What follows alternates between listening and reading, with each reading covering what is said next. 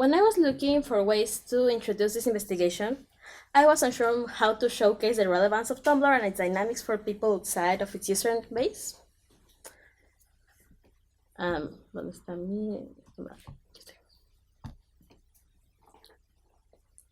And then, a week before this conference, this happened.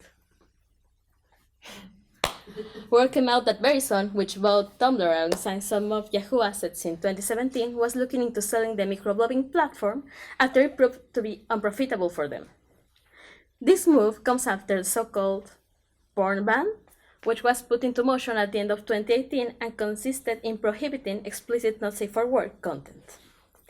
After it was implemented with a lowish level of success, to be honest, Tumblr user activity plunged. Here's a graph of how it was in November before the porn ban and how it's been falling down steadily, almost steadily. And its users are moving to greener grass to platforms such as Twitter and Pillow Fort, which are becoming a bit more popular after all this happened. In a context such as this, then, what is the relevance of thinking and theorizing about Tumblr, then? Is it to see how fans and users migrate through platforms, or to preserve the ways in which queerness and fandom intersected at a certain moment in time? I believe that its relevance has to do with context, affordances, and dynamics that, whether they appeared in Tumblr or not, became visible through the fandoms that conflated in this platform. Paul Wood argues that, and I quote, Tumblr engenders in its users a playful attitude that creates a culture where play becomes a default setting. Close quote. So the interactions between accounts, both personal and corporate, is by default a logic exercise. Today, as the title of my conference suggests, I will focus on NBC's Hannibal, because that's apparently the theme of these few conferences. Well, I will focus on NBC's Hannibal fandom experience through social media, with an emphasis on Tumblr, and how the ways in which fans were engaging with the official blogs and the creators of the show helped create a space in which fans' queer readings were legitimized and the lines between what is canon and not became consistently blurry. So the differences between text and subtext, so did the differences between text and subtext. Because of the length of this talk, I will focus mainly on two examples. The Hannibal Did This To Me fanart contest, which ran through multi-platform social media of February 2014, and the relationship that the fandom generated with Flower Crowns beyond its initial popularization around 2013. But before exploring these examples, I would like to give you all a general overview of Hannibal as a show.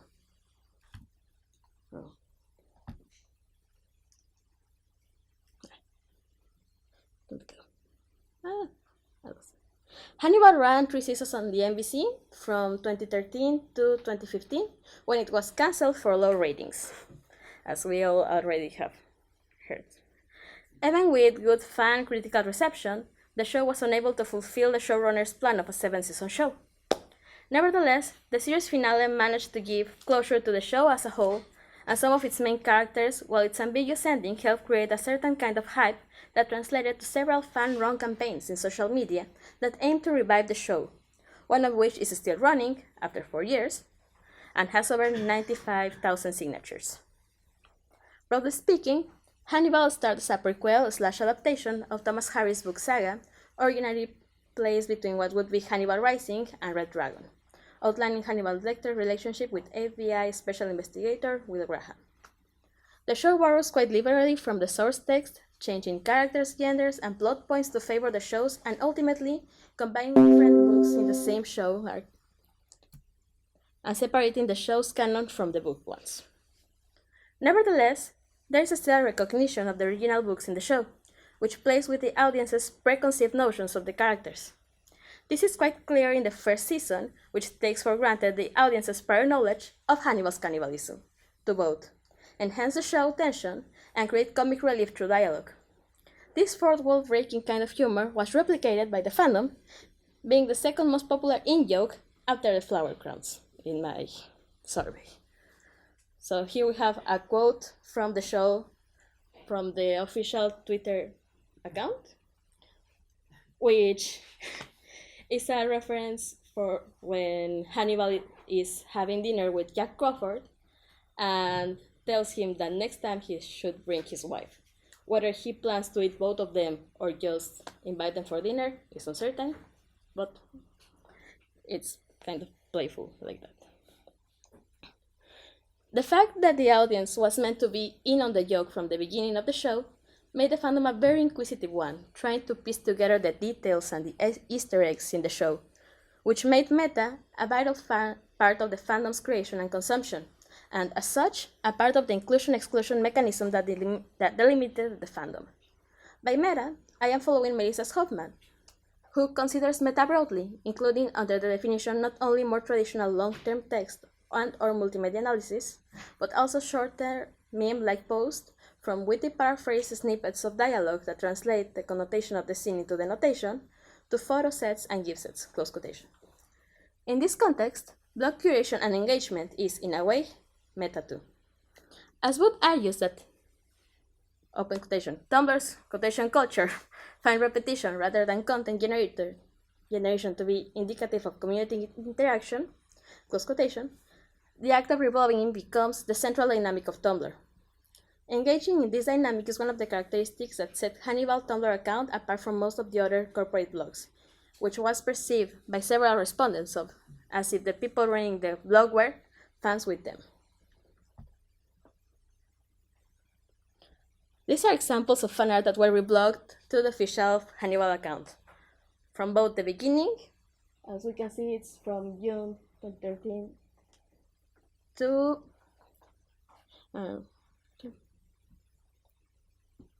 the beginning and the end of the show, and we can see how tagging plays a big part in conveying meaning, emulating the way in which Tumblr users tend to put personal comments on tags to keep the post clear in themes and dashboards, but in a subtle way intervening with subjective experiences.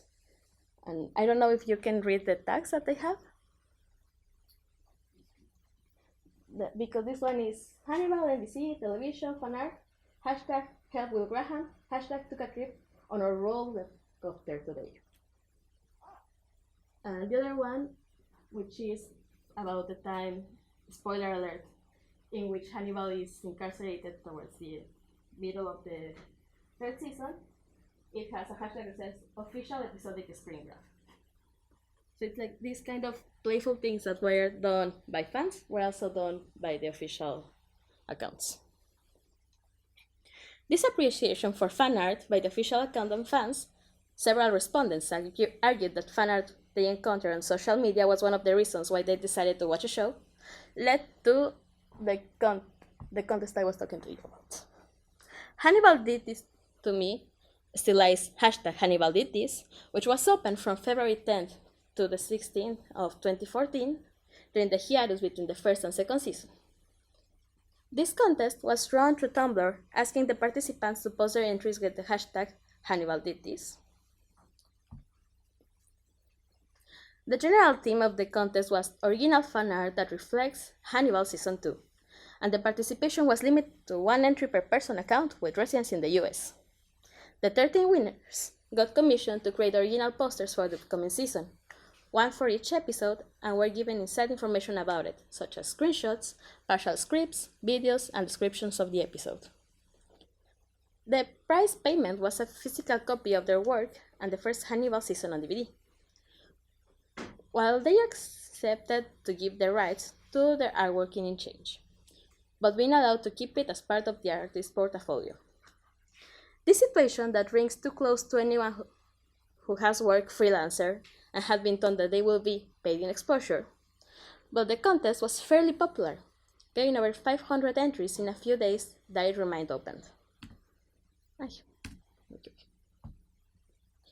Fan labor was explicitly being used as a marketing tool with little to no remuneration, but this context was praised by several fans who argued that this was the way in which networks and creators should treat fan art, as a legitimate practice that deserves attention that is not born out of mockery. Diana W. Anselmo argues that exploitation of free labor, like the concept of labor itself, is fluid and circumstantial, riddled with interpretable gray areas.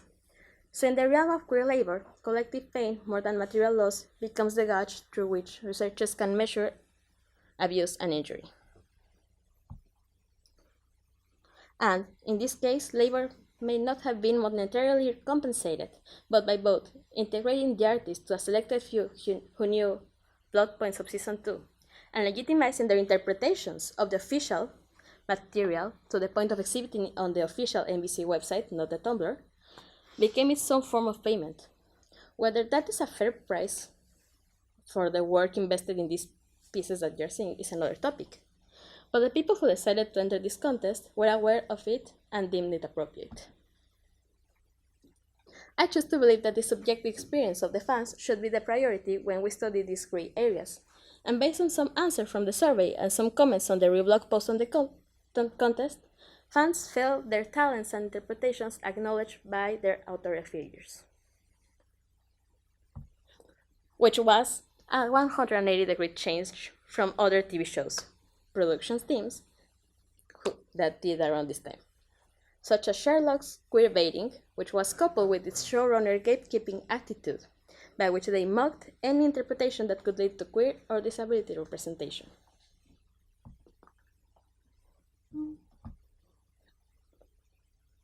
Now, I move on to the other example I wanted to explore today, which is the flower crowns. The exact origin of this trend is as most memes' origins are, is uncertain. But some people attribute it to the One Direction fandom in Twitter. What can be said with way more assurance is that it spread through many fandoms and found a very receptive community in Hannibal's fandom. The contrast between the bright, usually pastel flower crowns against the dark and somber atmosphere of the show made the edits a funny way to process the show's shocking content and create a softness around the characters. In the San Diego Comic Con of 2013, Brian Fuller, Hannibal's showrunner, accepted to wear, alongside Hugh Dancy, flower crowns made by the public. This seemingly small action became the basis of what would become an important part of the fandom's collective identity, inasmuch as there can exist one, since fandom, by definition, is heterogeneous. Currently, flower crowns are still worn by Hannibal cosplayers and con attendees, but this aesthetic choice was not the only consequence of this action. This openness that Fuller demonstrated towards fandom practices, coupled with the fact that the show was in itself an adaptation, made him become one of these charismatic fanboyateurs that are hailed as both progressive and an authority. Judith Fathala argues that, though the concept of the author lives, the fans play an important role in granting or denying it to particular figures. Authority is more readily granted rather to white male author figures who perform a permissive attitude to fanfic and solidarity with fans, close quotation. In turn, fans align with these figures of authority authorship, legitimizing their plans as canonical even when, as it is in the case of Hannibal, it has already ended.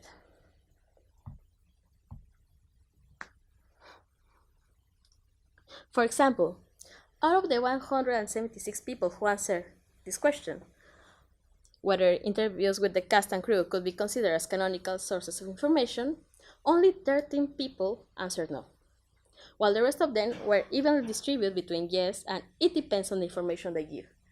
These smaller ones, most of them are a variation of it depends, actually. Long-form answers show that, as a trend, people were ready to accept new paratextual information as canon as long as it aligned with their own interpretations of the show, especially coming from the showrunner.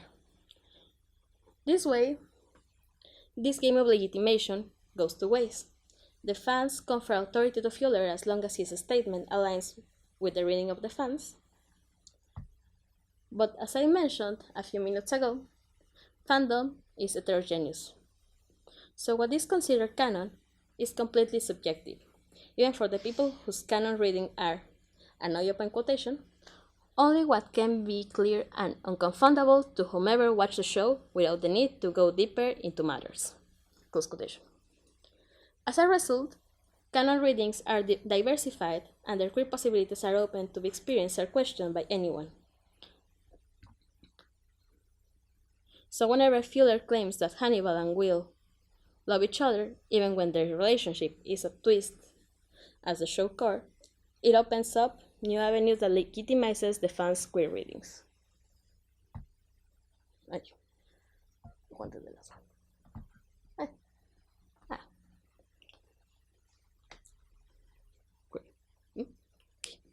Taking these two small examples into account, I argue that the process of legitimizing queer fan readings was made through two different authority instances: the showrunner and the official blog, which may not have been explicitly queer, but through the dynamics of Tumblr, opened the possibility of canonizing fan interpretation of official material.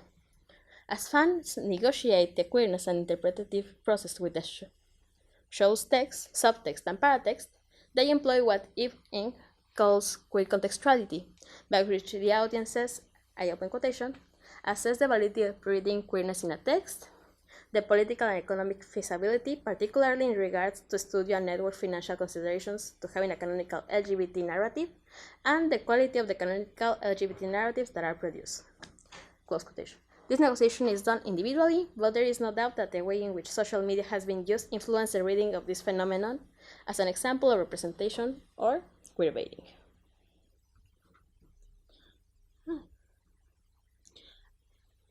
Was the reaffirmation of the queer possibilities of the show towards the end a marketing ploy, or a way to keep the show relevant in hopes that it would get picked up? There is a possibility of that.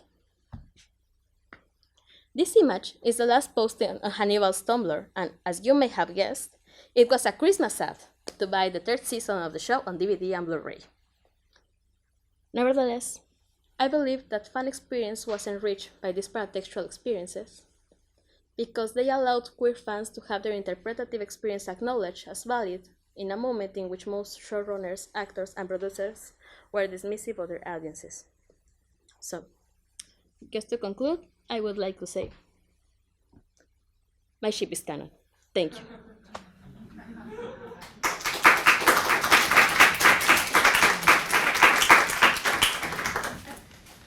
Oh, questions. I really enjoyed how that spilled out into the real world, into fandom. Anyway, questions? Okay. I'm just curious, because I kind of stumbled into fandom after I was watching the show for a long time. I'd never even heard of Tumblr before Hannibal. I know, right? I'm a classic scholar, okay? And I wonder my feeling is like I had never seen anything like that in terms of interaction. And do you know how much Brian Fuller pushed for that? And were there any other network shows at the time that were doing something similar? I don't know if Brian was like the person who was pushing it. Yeah. Nevertheless, other NBC accounts were not doing these kind of things. Yeah. They did. Rosemary's Baby had this kind of fan art competition too, but I don't think it actually gained traction, and it ended up being reblogged by the Hannibal's NBC account. But that's interesting because it's another genre show. Yeah.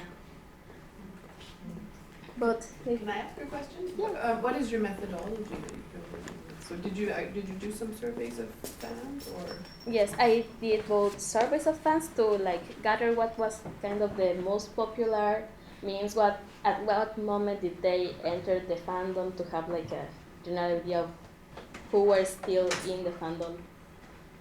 I did a couple of interviews that didn't end up making it here. Okay.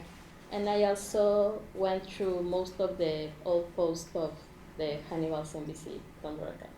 Okay, to analyze the imagery as well. There was The- that whole component as well. Yes, and most of it was like textual analysis, because that's what I am more versed in, because Okay. I'm an English major. Great. Other questions? Sorry, can I ask another question? And can I ask, in terms of, because you were talking about Mexican fandom, and that you had more information on that you ended up putting out. In terms of transnational marketing, was there this kind of engagement with fans in other communities? I think in Mexican fandom what happens a lot is that these are fan-run communities, and they are not that much into Tumblr, to be honest. Okay. But there's a very lively community of like intermedia fandom in Facebook.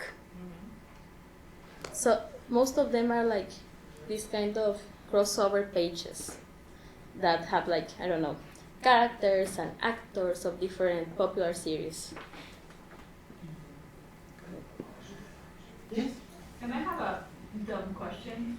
But you referenced two platforms when you said that people were moving away from Tumblr. There was Twitter, and what was the other one? It's Pillow Fort. Pillow Fort? Yes, which was, it's trying to gain traction on Twitter, so it's a bit weird. but it has a bit of it's supposed to have a bit of a dynamic closer to the Google social media that they try to have, that were like circles and you join the circles. Uh-huh. That's kind of the dynamic of Pillow Fort. So it's totally different from Tumblr, really. Yeah. But people use it as a fan. It's been marketing itself as a bit of a fan space. Okay. Okay, that's interesting.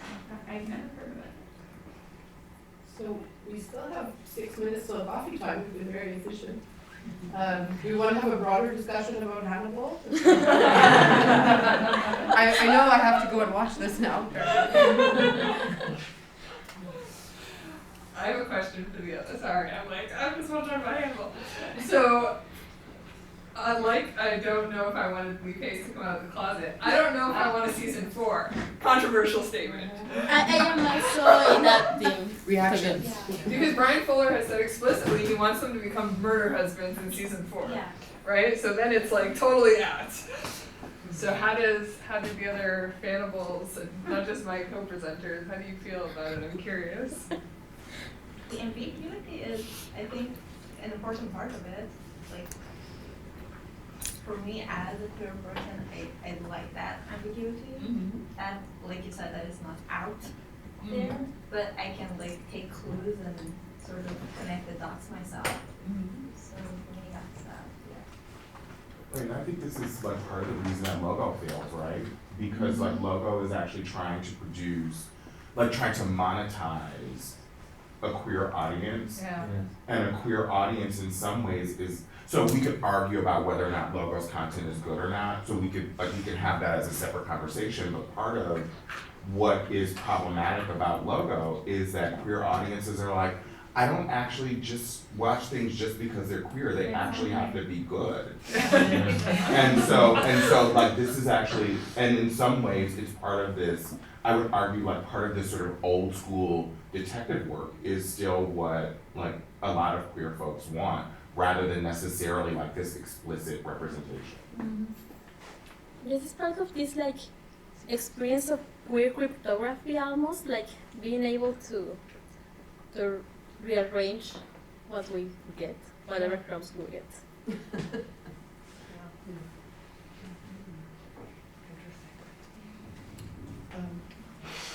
I'll let you take over. Then Oh, if no, you no, want. I don't take over. Because I don't have any props on that. Want to make space for other people. Does anybody else? Well, I think also with the, like, sort of doing a cleaning up of what is queer and good, it's also like putting out the queer baiting. Because not because it's just something is marketed as queer, or somebody you know is like, oh, there's a queer person, doesn't mean that it's not just sort of queer baiting, or that they're dying immediately, or just